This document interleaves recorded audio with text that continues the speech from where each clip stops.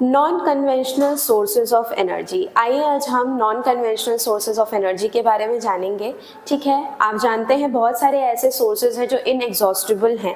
ठीक है, तो उन्हीं कुछ रिसोर्सेज के बारे में आज हम डिस्कस करते हैं। ठीक है, तो welcome back to Ashish coaching classes. आज का हमारा टॉपिक है non conventional sources of energy, जिसमें सबसे पहले मैं आपको सोलर एनर्जी के बारे में बताऊंगी।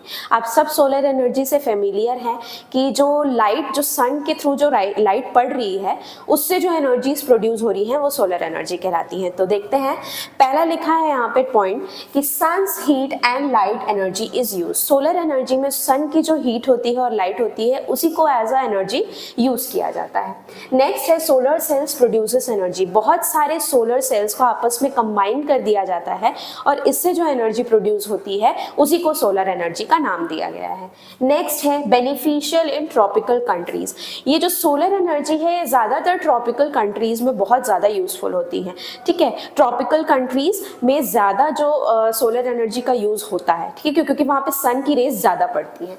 नेक्स्ट है solar energy is used in solar cooker, solar heater, solar dryer, traffic signals. ये कुछ ऐसे इक्विपमेंट्स हैं, ऐसी चीजें हैं जहां पे सोलर एनर्जी का यूज किया जाता है। ठीक है, सोलर कुकर हो गया जिसके थ्रू, जिसमें सन की रेस के ही थ्रू सारा काम जो है वो हो जाएगा। वो उस एनर्जी को, उस पर्टिकुलर हीट एनर्जी को इलेक्ट्रिकल एनर्जी में चेंज कर देगा। ठीक है, और यहाँ से इस तरीके से वो एनर्जीज आगे ट्रांसफर होंगी। नेक्स्ट है हमारा topic wind energy. Wind energy भी आपने सुना होगा, आपने देखा होगा विंड मिल।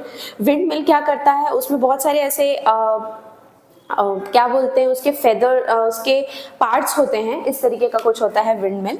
ठीक है, ये तो विंड मिल क्या करता है, वो एक रोटेट करता है। जैसे ही हाई स्पीड विंड चलेगी तो ये क्या करेगा, रोटेट करेगा, और रोटेट होने के बाद क्या करेगा, एनर्जी प्रोड्यूस करेगा। तो यहाँ पे वही कर रहा है। विंड एनर्जी को हम एक इनएग्जॉस्टिबल रिसोर्स बोल रहे हैं, क्योंकि विंड जो है कभी खत्म नहीं होगा, चाहे हम उसको कितना भी यूज कर लें। तो विंड एक इनएग्जॉस्टिबल सोर्स ऑफ एनर्जी है। जब हाई स्पीड विंड चलती है, जब हाई स्पीड की विंड चलती है, तो ये जो विंड मिल होता है ये क्या करता है, रोटेट करता है। क्योंकि विंड चल रही है, आपने कभी देखा होगा, एक हम बचपन में बहुत एक गेम खेलते थे, एक छोटी सी स्पिनर होती थी जिसको हम पकड़ के और दौड़ते थे तो वो गोल गोल घूमता था। In the same way wind mill भी होता है। ठीक है, वो विंड के थ्रू क्या कर रहा है, रोटेट कर रहा है। जैसे ही रोटेट करता है तो उसकी एनर्जीज को जनरेटर से कनेक्ट कर दिया जाता है और फिर वो एनर्जी जो है वो इलेक्ट्रिसिटी में प्रोड्यूस हो जाती है। तो आप देख सकते हैं किस तरीके से एक विंड मिल एनर्जी प्रोड्यूस करने में हेल्प कर रहा है। विंड मिल लगा दिया गया, विंड मिल से क्या हो रहा है, जो विंड है वो विंड मिल को रोटेट कर रहा है, और विंड मिल जो है वो बहुत हाईली रोटेट करके उसको जनरेटर से कनेक्ट कर दिया गया है और वहां से इलेक्ट्रिसिटी प्रोड्यूस की जा रही है। किस तरीके से इस एनर्जी का यूज किया जा रहा है।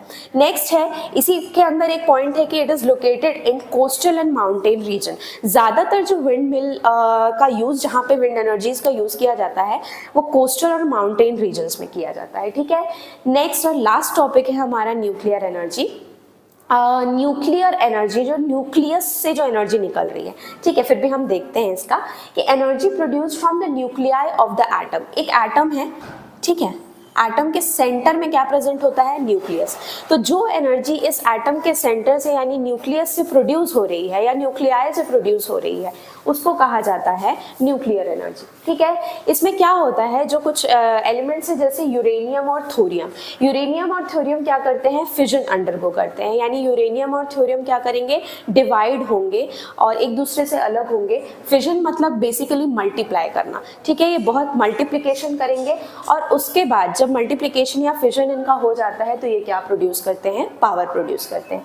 पावर किस फॉर्म में, हीट के फॉर्म में प्रोड्यूस करते हैं, और जैसे ही इसमें से हीट निकला ये इलेक्ट्रिसिटी जनरेट करेंगे। तो कुछ इस तरीके का प्रोसेस ये परफॉर्म करते हैं न्यूक्लियर एनर्जीज, जिसमें यूरेनियम और thorium are the main parts, जो क्या करेंगे, मल्टीप्लिकेशन करेंगे और फिजन करने के बाद क्या करेंगे, हीट प्रोड्यूस करेंगे, और हीट जो होगा उसी को इलेक्ट्रिसिटी, वही जो है वो इलेक्ट्रिसिटी प्रोड्यूस करने में हेल्प करेगा।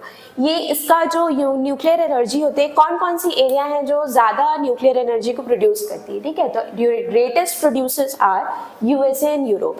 यूएसए और यूरोप ऐसी एरियाज हैं जहाँ पे ज़्यादा इलेक्ट्रिसिटी जो है, ज़्यादा न्यूक्लियर एनर्जी जो है वो प्रोड्यूस होती है। नेक्स्ट है हमारा last point, nuclear power station in India. अब कौन कौन सी ऐसी जगहें हैं इंडिया में, कौन कौन से ऐसे प्लेसेस हैं जहाँ पे न्यूक्लियर पावर स्टेशंस हैं।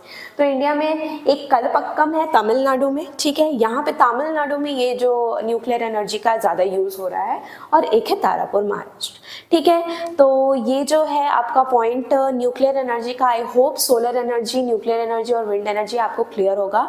इसके आगे के सेशन में हम टाइडल एनर्जी और आपका बायोगैस एनर्जी, ये सारी चीज़ें और भी 2-3 एनर्जीज़ के बारे में हम डिस्कस करेंगे। आज का ये टॉपिक हमारे 3 एनर्जीज़ के ही ऊपर था, तो मैं क्लोज करती हूँ ये टॉपिक। आई होप आपको अच्छे से समझ में आ गया होगा कि सोलर एनर्जी क्या होता है, विंड एनर्जी क्या होता है और न्यूक्लियर एनर्जी क्या होता है।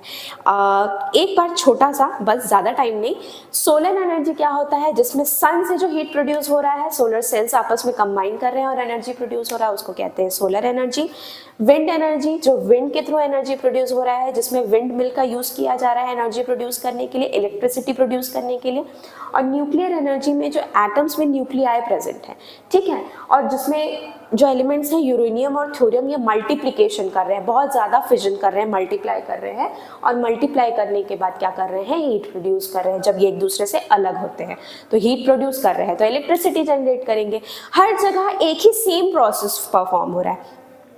मेन मुद्दा है क्या, हमको करना है इलेक्ट्रिसिटी प्रोड्यूस। तो हम किस तरीके से इलेक्ट्रिसिटी प्रोड्यूस कर रहे हैं, ये है तरीका कि जिसमें सोलर एनर्जी, सन, विंड एनर्जी, हवा और न्यूक्लियाई यानी न्यूक्लियस का यूज करके हम किस तरीके से एनर्जी प्रोड्यूस कर रहे हैं। तो आज का हमारे ये जो टॉपिक है ये कंप्लीट होता है, that is non conventional sources of energy. इसके आगे के सेशंस में हम इसके आगे और 3 एनर्जीज को डिस्कस करेंगे।